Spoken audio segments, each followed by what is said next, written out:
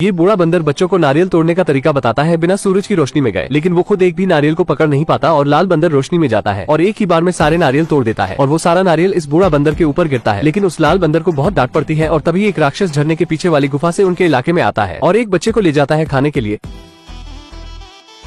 लाल बंदर की वजह से एक माँ के लाल को एक राक्षस उठा ले जाता है, जिससे सभी उसे नारियल से मारने लगते हैं। लेकिन उसकी क्रोध से भरी लाल आंखों को देखकर वो सभी डर जाते हैं। अब छोटा बंदर उस राक्षस से लड़ने की तैयारी करता है। छोटा बंदर एक पत्थर को जोड़कर उसी के जैसे एक राक्षस बनाता है जो बंदर के बच्चे को ले गया था। फिर उससे लड़ने की तैयारी करता है, वो भी ऐसे।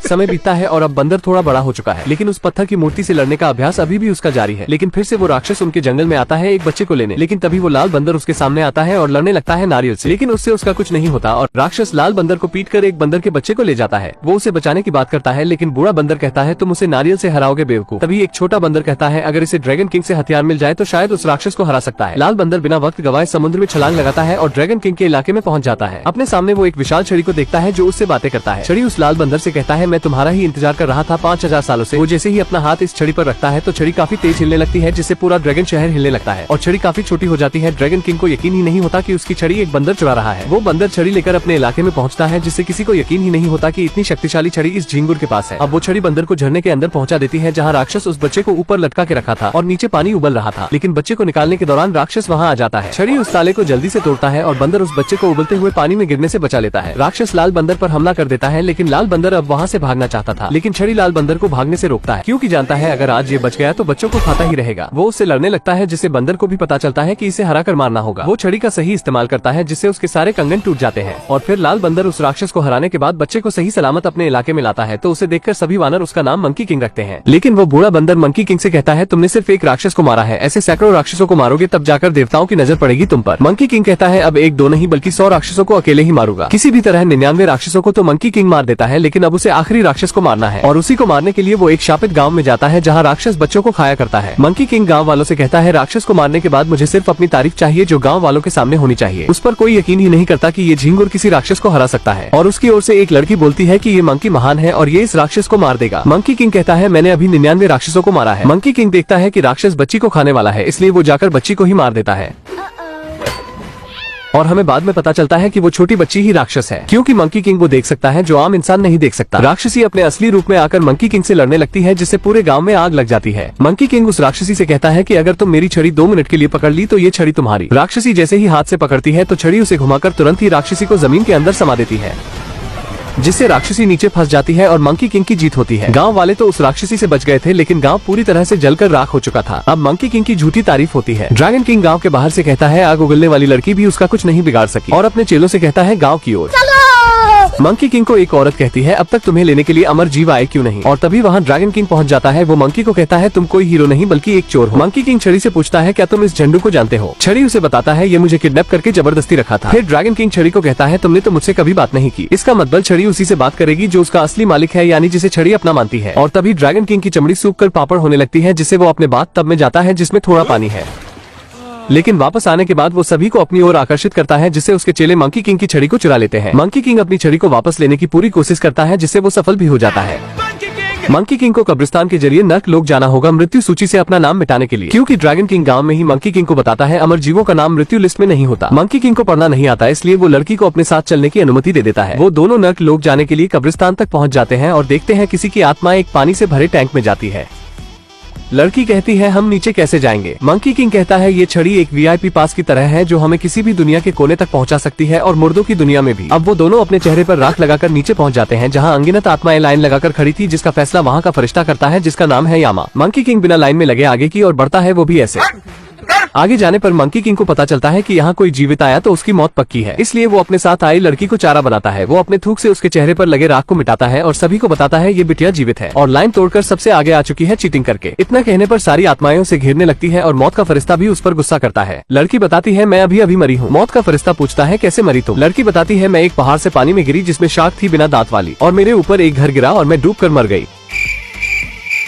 मौत का फरिश्ता कहता है चलो मान लेते हैं अजीबोगरीब मौत। मंकी किंग मृत्यु लोक में पहुंचकर आत्माओं के बीच में लड़की को जिंदा भूत बताकर सभी का ध्यान उसकी ओर करता है और वो किताब घर की ओर निकल जाता है जहाँ सभी की सूचियां रखी गई है। नौटंकीबाज लड़की मौत के फरिश्ते को अजीबोगरीब मौत का बहाना बताकर मंकी किंग के पास पहुंच जाती है जहाँ सभी के नाम के साथ मौत की तारीख की किताबें होती है और तभी वहाँ यामा आ जाता है उन दोनों की सूचियां लेकर। ये देखकर बंदर थोड़ा खुश होता है इसलिए क्योंकि अब उसे इतनी सूचियों में से सिर्फ एक सूची ढूंढनी नहीं पड़ेगी। यामा मौत का ठप्पा लगाता है जिससे उसके कई सारे अवतार प्रकट होते हैं मंकी किंग को मारने, लेकिन मंकी किंग की छड़ी उसे भी अवतार बनाने का आइडिया देता है। वो अपने बालों को तोड़कर कई सारे अवतार बना लेता है। आखिर में मंकी किंग को असली यामा मिल जाता है और उसकी बुरी तरह से धुलाई करता है और लड़की को उसके टकले से दोनों सूची मिल जाती है। वो मंकी किंग को बताती है तुम्हारा कोई परिवार नहीं। वो थोड़ा उदास तो होता है लेकिन मृत्यु सूची से अपना नाम मिटाने के लिए जैसे ही सूची लेने जाता है तभी यामा ग्रेविटी अंडू भंडू पोर्टल खोल देता है जिससे वो सभी चीजों को खींचने लगता है, लेकिन मंकी किंग की छड़ी उसे बचा लेती है और मंकी लड़की को बचा लेता है। उसके बाद वो अपनी छड़ी से उसके जादुई छड़ी को तोड़ देता है और उससे ही अपनी मृत्यु की लिखित उम्र मौत के शब्दों को मिटा देता है जिससे अब वो अमर हो जाता है। और यामा की भान फटती है। वो जेड एम्परर को वीडियो कॉल लगाता है। यामा जेड एम्परर से कहता है मेरी मदद करो, ये हरामी बंदर नर्क में घुस आया है। लेकिन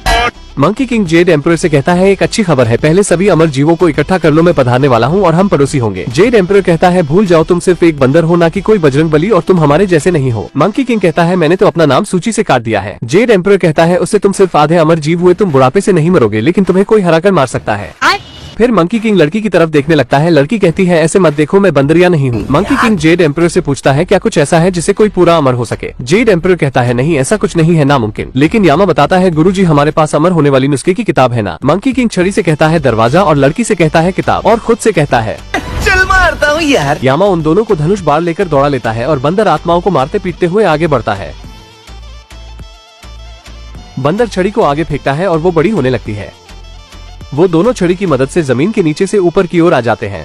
बंदर उससे अमर नुस्खे की किताब के बारे में पूछता है, लेकिन लड़की के पास नहीं होता और उसकी बंदर से फटने लगती है। बंदर उसे किताब दिखाता है और कहता है निकल गई ना टट्टी। फिर जाहिल बंदर लड़की को किताब पढ़ने के लिए देता है।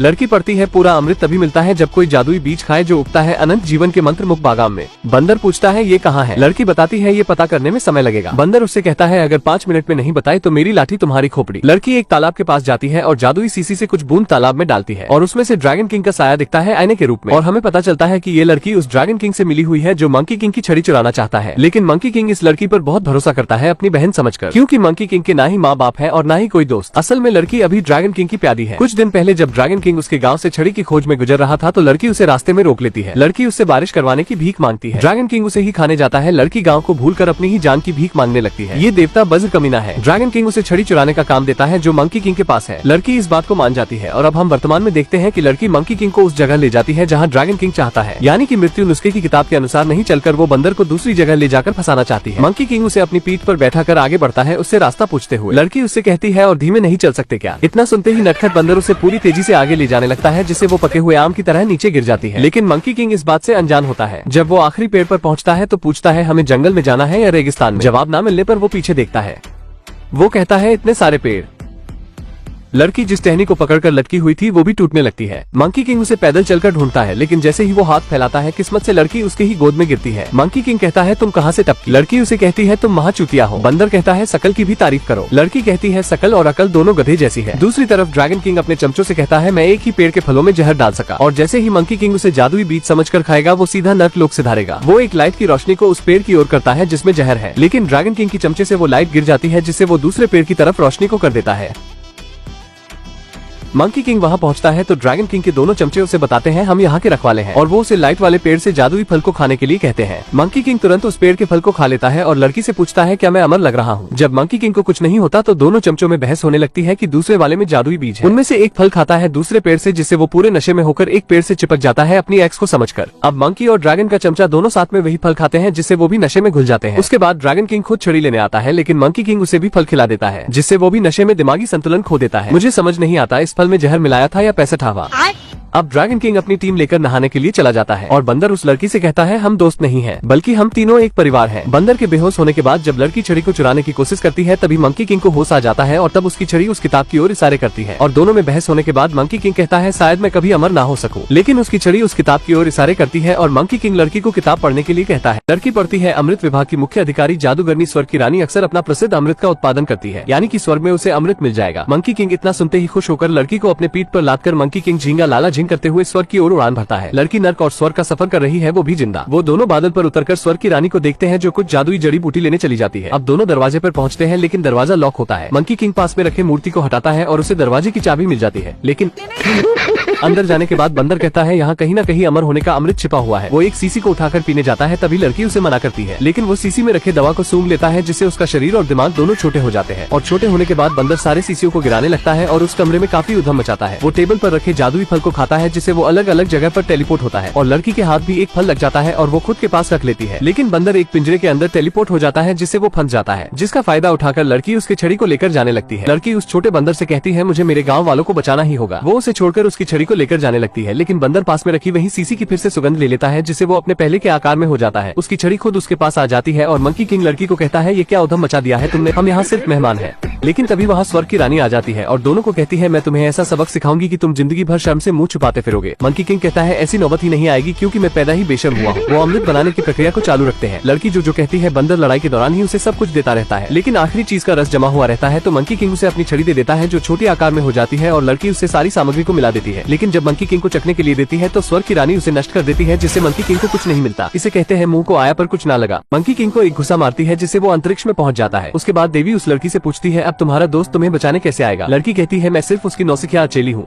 लड़की उस देवी को बताती है मुझे उसकी छड़ी चाहिए थी ताकि मैं अपने गाँव को सूखने से बचा सकूं। देवी उस लड़की से कहती है छड़ी लो और जाओ, ज़ेड एम्परर तुम्हें नीचे तक छोड़ देंगे। लेकिन जाने से पहले लड़की उस देवी से पूछती है उसके साथ क्या करोगे। देवी कहती है उसे तुम्हारी कोई फिक्र नहीं। जब ग्रेविटी की वजह से मंकी किंग नीचे आता है तब उसकी छड़ी वहाँ नहीं होती। देवी उसे अपनी शक्तियों से मारने लगती है जिससे उसका शरीर सुन्न हो जाता है। वो बिल्कुल अधमरा हो जाता है क्योंकि उसकी लड़ाई एक देवी से हुई है और वैसे आपने तो सुना ही होगा कि एक नारी सब पे भारी। लेकिन लड़की के दिल में फिर से रहम आता है और वो लौटकर उसके पास पहुंच जाती है और उसकी छड़ी लंबी होकर उसके मुंह में अमृत पहुंचा देती है, क्योंकि जिस छड़ी से मृत्युंजय को मिक्स करके मिलाया गया वो उसकी ही छड़ी थी, जिससे मंकी किंग पूरी तरह से अमर हो जाता है। और जब देवी जी अपनी शक्तियों से उस पर हमला करती है तो वो और भी शक्तिशाली होता जाता है। देवी समझ जाती है कि इससे लड़ना ठीक नहीं। लड़की मंकी किंग को देवी जी से लड़ने से मना करती है, लेकिन वो किसी की नहीं सुनता। इसलिए लड़की अपने पास में रखे वही टेलीपोर्ट होने वाले फल को खाती है जिससे वो नीचे गिरने लगती है और बंदर अपनी लड़ाई रोककर उस लड़की को सही समय पर बचा लेता है। लड़की कहती है तुमने मेरी परवाह की, यानी कि हम एक परिवार है। मंकी किंग फिर से मना करता है कि मेरा कोई नहीं है। मंकी किंग कहता है तुमने ऐसा क्यों किया, मैं उस देवी को हराने वाला था और सभी देवताओं को हराकर मैं सारे जहां में राज करता, लेकिन फिर भी मैं कभी सुकून से नहीं बैठता। वो लड़की से कहता है मैं ये सब तुम्हें क्यों बता रहा हूँ। फिर लड़की उससे कहती है तुम अच्छाई के रास्ते पर भी चल सकते हो, जैसे किसी की मदद करके। अब लड़की मंकी किंग को चेतावनी देती है कि तुम अमर हो गए हो तो पानी में कितनी देर तक सांस रोक सकते हो। बंदर कहता है 2 या 3 साल तक। इतना कहने के बाद वो पानी में छलांग लगा देता है, लेकिन अपनी छड़ी को ऊपर में ही छोड़ देता है जिससे लड़की को उसे ड्रैगन किंग को देने का बहाना मिल जाता है। वो जादुई सीसी के जरिए ड्रैगन किंग तक बात पहुंचा देती है और उसके चमचे उसकी छड़ी लेकर चले जाते हैं। लड़की मंकी किंग को बाहर निकालने के लिए उस पर कंकड़ फेंकती है जिससे मंकी किंग पानी से बाहर आता है, लेकिन वो अपनी छड़ी को गायब पाता है। लड़की कहती है मैं मजबूर थी, मुझे मेरे गाँव को सूखने से बचाना था, इसलिए मैंने तुम्हारी छड़ी ड्रैगन किंग को दे दी।